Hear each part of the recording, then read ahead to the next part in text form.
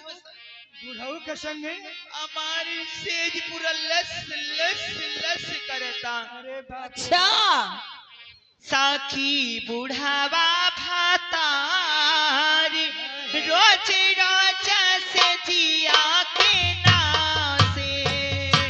साखी बुढ़ावा भाता रोजी रोजी से जिया भी आवे।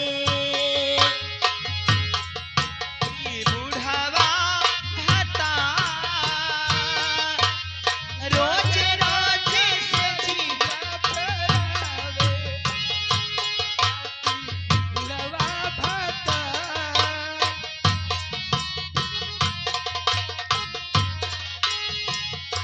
बाटे चढ़ल खुमार, बाटे चढ़ल खुमार।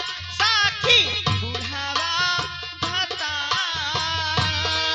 ओ मारे रोज रोज से जिया के नासे। साखी बुढ़ावा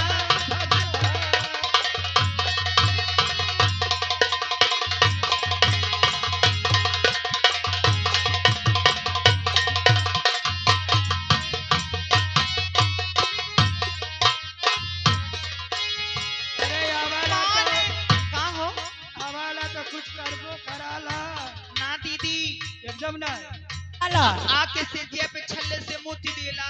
भजन कराला हाँ कुछ कर लेना ए मेरा मैं अरे कथरी रे दे छोटी के लागत बा मत कथोला बनवाए के परी।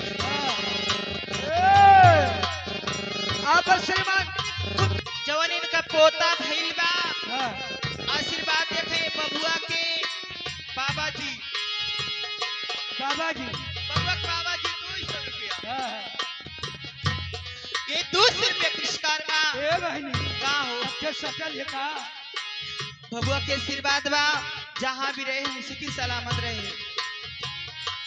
देखे चढ़ली जवान ए लड़के